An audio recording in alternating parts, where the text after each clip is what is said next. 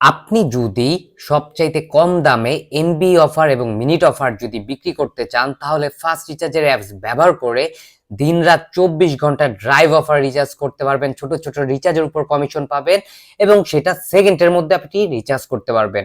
আর mobile recharge করতে পারবেন, পাওয়ার load recharge করতে পারবেন, রেগুলার প্যাকেজ রিচার্জ করতে পারবেন, সবকিছু এক ব্যালেন্স দিয়েই।